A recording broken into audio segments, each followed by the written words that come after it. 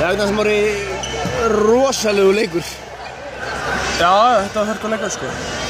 Hvað eiginlega svona gerist hjá ykkur í seinni hálfleik? Mér svona, það virtist svona í upphafi seinni hálfleiks einhvern veginn eitthvað dett út hjá okkur.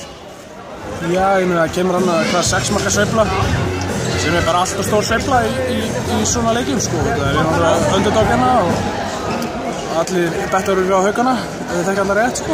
Þannig að 6 marka sveifla mútið svona er alltaf stórt. Þegar maður verður að spá í svona næstu leiki þessara liða, þetta verður rosalegt. Já, þetta er náttúrulega hörkuleikir sko. Þetta er 2 klassalið hérna. Þetta er fyrsta og 4. sæti. Þannig að maður býst ekki inn en öðru. Þetta er bara stál í stálina. Hvað finnst þér að svona persónulega megi laga fyrir Eyjaleikinn?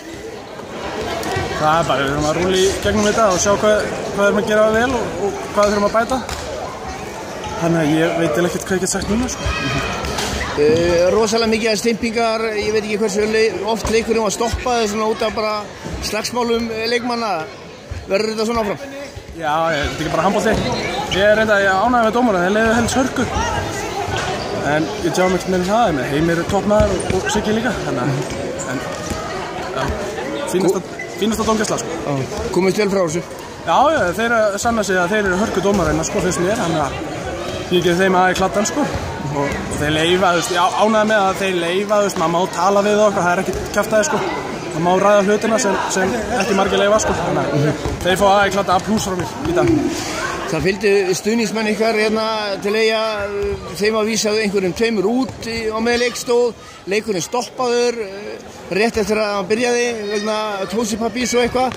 Á hverju eiga Haukarnir vona þegar þeir mæta því ég?